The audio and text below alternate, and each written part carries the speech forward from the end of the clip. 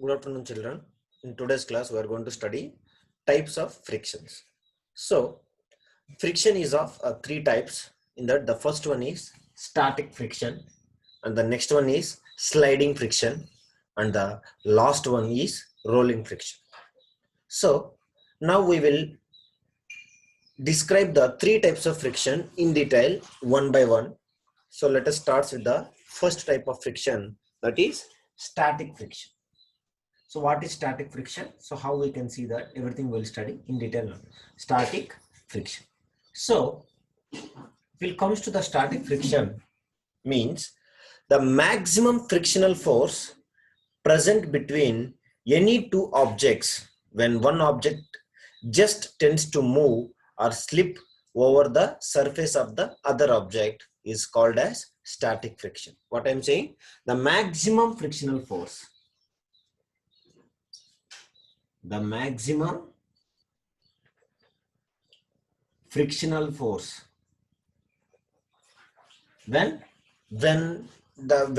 two objects, understanding, any two objects, when one object just tends to move or slip over, means it is almost in a stationary and it is ready to move.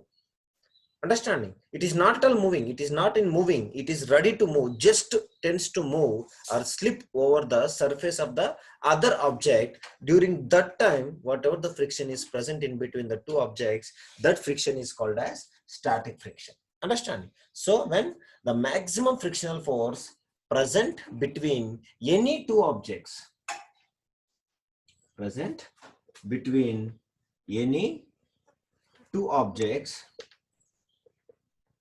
understanding, any two objects, when one object just tends to move, when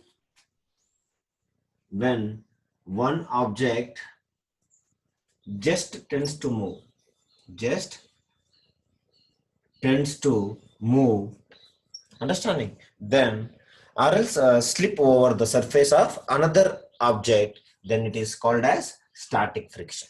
Understand, so a static friction is a kind of starting friction. Understanding, static friction also we can call it as a starting friction because of an object just tends to start moving. Understand, it does not actually move, it does not actually move, it will tends to move, actually move, it will ready to start moving, then that is why it is called as even a starting friction. What we used to call starting friction. Understanding, so now we will demonstrate the static friction between a wooden block and a tabletop by performing some activity. So what I'm saying, some wooden block is placed on a tabletop. Okay, then we will see that how it will be when it is to called as a static friction. So you just keep hitting activity to prove that static friction is present. So for that, what we have to take some kind of arrangement to demonstrate static friction, that is at some kind of a tabletop. Understanding, so this is our table. Now I am placing the some kind of wooden block.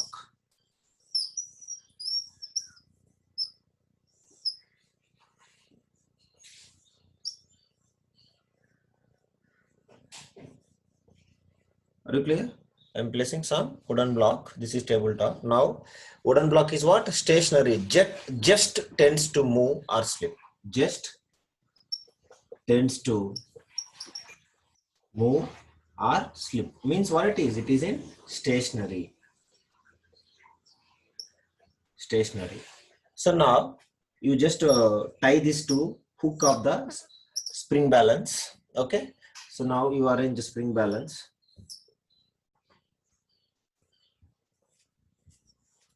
Or it is, this is our spring balance. Are you clear? This is our spring balance.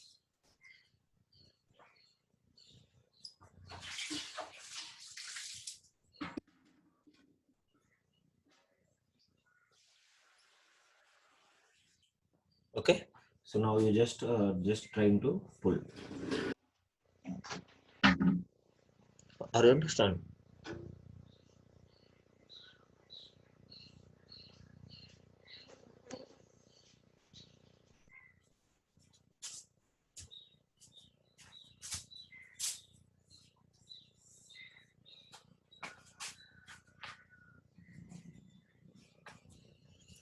So now this is our setup.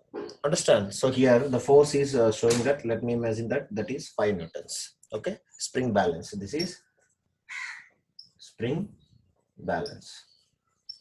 Okay. So now a wooden block having a hook attached to its one side is kept on a horizontal surface of table. So a spring balance is attached to the hook of a wooden block. Exactly how I am showing here, wooden block. Now we pull the spring balance to right side like this. We will try to pull the spring balance towards to the right side. Okay, with a small force of our hand, so this will exert a force on the wooden block. So whatever the force we are exerting on spring balance, this force will be exerting on the wooden block. So the wooden block, however, does not move because its motion is being opposed by the force of friction. That is, it will be in backward direction. We are not applying the more amount of force, we are applying the small amount of force. So this force is acting on the wooden block. So even though we are applying a small amount of force, the wooden block, however, does not move because its motion is being opposed by the force of friction, which acts in the opposite direction. Means it is in left direction, opposite direction to the left side. So as we increase the pulling force, understand? So slowly I'm increasing the pulling force applied to the wooden block through spring balance. Slowly I'm increasing. Okay, so the friction also goes on increasing, but ultimately when the applied force becomes a little bit more than the maximum frictional force, means the wooden block just tends to move or slip on the surface of table. So this means that the frictional force acting between the wooden block and the tabletop has a maximum value beyond which it cannot increases. Okay, if you increase more than that, what is going to happen? It will start moving. So it should not move. Actually, it must be in slippery, stationary, but it tends to move or slip, ready to move. So that force is called as static friction. That during that time, the friction, whatever the friction is present in between this, is called as static friction. So the force which we are exerting in making the wooden block just tends to move or slip is equal but opposite to the force of direction. Understand? But it is opposite to the force of friction. It is completely opposite. This is in a right direction and this is in left side direction. This is right side and this is left side. So both are equal, but this is completely opposite to the force of friction. Force of friction is in left side and our applied force is in right side. Okay. So now we can see that when the wooden block just tends to move or slip on the tabletop, the spring balance shows a reading of 5 newtons approximately, 5 newtons force. Okay, so what does that mean? That this means that the magnitude of static friction between this wooden block and the tabletop is 5 newtons when during a stationary or ready to slip, ready to move. So from this discussion we can conclude that the force required to overcome friction at the instant an object just tends to start moving from rest is a measure of static friction. So static friction comes into play when we try to move a stationary object. Which it is at rest. So the object must be rest or else stationary. So here you please note that in the case of static friction, the object is actually not moving or sliding over the other object. It only tends to move or slide. It is ready to tends to move or slide. Then during that time, the friction present in between these two objects is called as static friction. Are you clear? So the next type of friction is what? Sliding friction. So you may understand by reading the word called as sliding. So the whatever the friction which is present at a static stage, stationary stage is called as static friction. Means tends to move or tends to slide. So now it is started moving. Then whatever the friction is present in between the during the movement of the one object, sliding one object in another object, then that friction is called as sliding friction. So the frictional force present when one object moves slowly or slides over the surface of another object is known as sliding friction. Means when it is in motion, it is called as sliding friction. So thus the sliding friction comes into play when an object is sliding or moving slowly but continuously over another object. You remember, object must be moving slowly, but it must be, motion must be continuously. Then during that motion, whatever the friction present in between two surfaces, it is called as sliding friction. So now when we demonstrate again, we will do the same kind of activity. Now it is a stationary object is we are trying to move. Now the object is already moving. Understanding, it is moving slowly and continuously. Now if you'll observe the understanding during this time, if you'll observe the spring balance force, it will be reading as a 4 newtons. Okay, so here wooden block is what? Moving slowly. Moving slowly. So now the same activity, how we will do, we will make this kind of arrangement. So we can demonstrate the sliding friction by extending this previous what it is, static friction activity for the. So in this activity we have seen that we have certain force equal and opposite to static friction is applied by us. So the wooden block just tends to move or slip on the table in a static friction case. Now let us increase the force applied to pull the wooden block. So I am going to keep on increasing. So what is going to happen? So the force is increasing. Force applied to pull the wooden block a little bit more. I am applying a little bit more fastly. So by pulling the spring balance more, we will see that the wooden block begins to slide. Understanding? So the wooden block begins to slide or move slowly on the tabletop. So it is start moving slowly. It is continuously moving now. So the force required to keep an object moving slowly or sliding with the same speed is a measure of the sliding friction. Is a measure of sliding friction. Are you clear? It is a measure of sliding friction. So it has been found that the force required to keep the wooden block sliding, means once it has started sliding, is less than the static friction. It has less than the static friction, because when the object, even though you can see that when the object is in a rest, it is very difficult to create a motion. But when the object is on already motion, then with a less force itself, we can continue that motion, because by the time the interlocking between these roughnesses and smoothnesses, understanding, so in between the two surfaces is not in having a time to lock.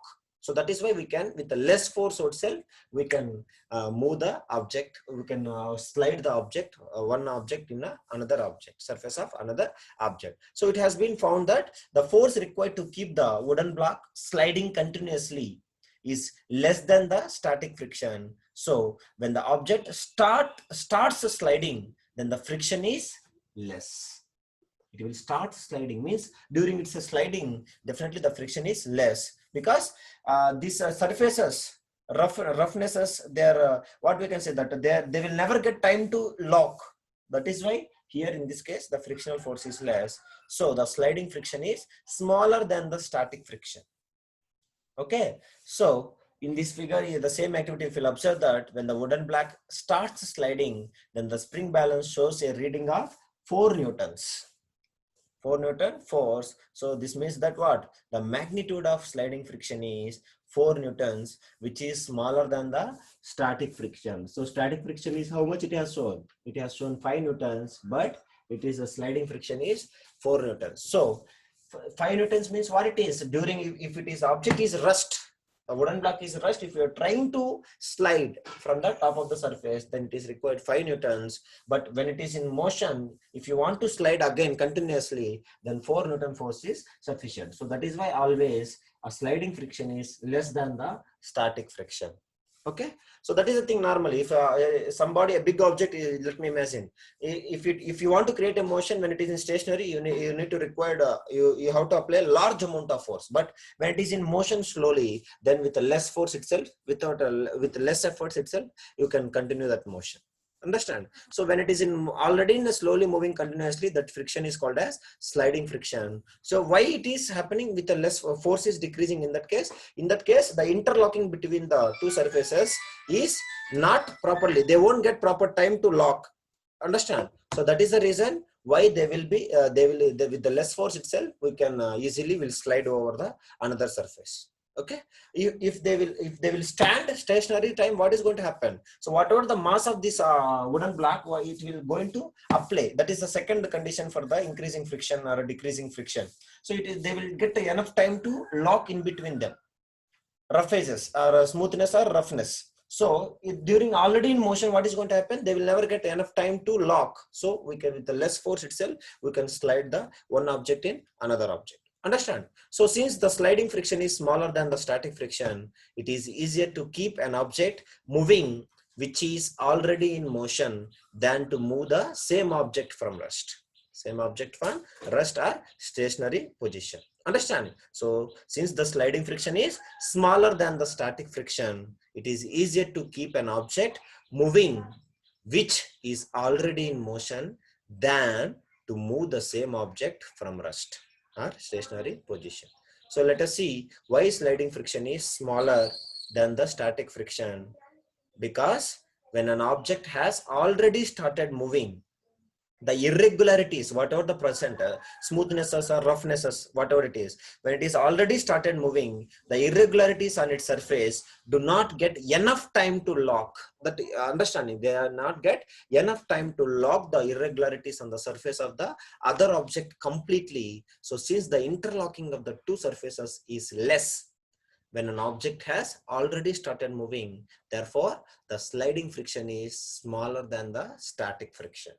Understand? So like that, the next type of friction is called as, what is rolling friction. So now to demonstrate the rolling friction also, we will do some activity, then you can understand it easily. So rolling friction. So rolling friction also you can understand easily by reading that word itself. So rolling friction means when an object like a wheel, see a wheel, if wheels, if you want to rotate any kind of object with the help of wheels, we can easily rolls over the surface of another object. So when an object like wheel rolls over the surface of another object, the resistance to its motion is called rolling friction. Okay, so what I'm saying, when suppose if you want to move this object from one surface to another surface, so in between that you will keep some small kind of rolls, means like a wheel surfaces. So by the time what is going to happen, wheels are in a circular shape. So here the friction is, whatever the friction, the resistance to its motion, whatever it is present, that friction is called as rolling friction. So it is always easier to roll than to slide our object over any other object. If you want, with sliding is very hard over another surface, but with the help of rolls, if you want to slide any object, then it is very easy, because here the frictional force is less. We'll see that also. Okay, so it is always easier to roll than to slide an object over another object. So rolling friction is much less than sliding friction. Okay, even compared to the static friction and the sliding friction, rolling friction is much less. So the rolling reduces friction. Rolling reduces friction. Are you understanding? So now we will describe an activity to demonstrate that it is much easier to roll an object over another object than to slide it. So it will also show the rolling friction is much smaller than sliding friction. Understanding? So for that also we will demonstrate some activity. So for example, let us keep a thick book on a table. Okay, suppose this is my table.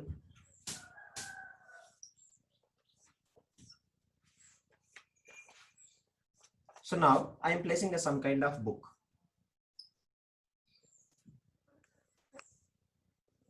So this is my book. So now I am trying to move this book, or I am trying to slide this book over the top of the table. Understand, with my hand first. So if I will push once, what is going to happen? Maybe this book will come to here and it will stop. Correct or not? Because here the two surfaces are direct contact, so frictional force is much increases. Means the frictional force is more, it is present. Okay, so now push this book with your hand. We will find that it is not very easy to push the book, a thick book lying on the table, to make it move. Okay, or else slide. So we have to apply a fairly large amount of force. Suppose if you want to throw out from this table, then you need to apply large amount of force to make this book move on the table. Because when the book lying directly on the surface of the table moves, then the sliding friction comes into play. First one, static friction, and then the sliding friction also comes into play. So the large sliding friction, okay, the large sliding friction between the surface of table and bottom of thick book makes the book comparatively difficult to move because direct contact. So now you take a 3 round pencils, you just same book, you just place the pencils at bottom, or else like this marker only. Let us imagine I'm placing a 3 markers and I'm in between the table and this book. Now I am trying to push this book. What is going to happen? Book will fastly will go and will fall down of the other side of the table. So what is going to happen? You just take any kind of 3 pencils, or else any kind of cylindrical shape, like rollers we can call it. What we used to call it? We used to call it as rollers. You place these rollers like this and place the book above like this. So like this you just to play. So what is going to happen? If you push like this, it will go and will fall very fastly. Understanding? So now you push the book with your hand. When we push the book, the round pencils kept below, it start rolling, means turning like wheels, and makes the book move forward easily. Okay, so we have to apply a very small amount of force to make the book move when it is placed on rollers or any kind of cylindrical objects. So it is much more easy to move the book placed on rollers than to slide it directly over the surface of table. So it is much easier to move an object kept on rollers than to slide it, because rolling friction is much less than sliding friction. It is much less than sliding friction. Understanding? So from this discussion we can conclude that when the object rolls over the another object, then the rolling friction comes into play between them. So rolling friction is much smaller than sliding friction. Since rolling friction is much less, okay, than sliding friction, it is very easy and convenient to pull heavy luggage, like heavy suitcases and all. You can see that everything rotating in between the wheels only. So any kind of heavy luggage fitted with rollers. So heavy missions can be even easily moved from one place to another place by placing a round logs of wooden under them and then pushing with the force of hands. So the round logs of wood act as a rollers. It's like a kind of wheels and make it much easier to move heavy mission kept on them. Suppose you just imagine that this a very big mission is present, some kind of mission is present. So if you place some kind of wooden rollers down, so what is going to happen? With the less force, if you push, even a single person can, or two persons can pull directly. If they will apply some amount of force, they will push. So what is going to happen? So these rollers will start rotating. So they will start rotating and they will come like this, rotate easily. They can transfer this mission from one place to another place like this. Understand?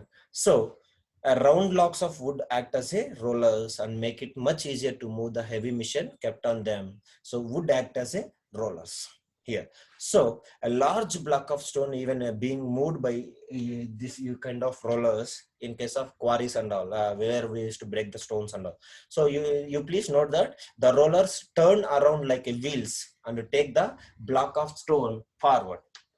Okay, they will continuously start moving, means this wood also will be forward. So now we can understand why wheel is said to be one of the greatest inventions of mankind, because of this one. They have reduced the much human efforts. So this is because wheels gratefully reduce friction by rolling, and hence it can be used to move even heavy objects like cars, buses, trucks and trains, etc. rather very easily. Understanding? So this is about the types of frictions. So with this I'm going to end this today's class. In next class we are going to study some other interesting facts about friction. Thank you.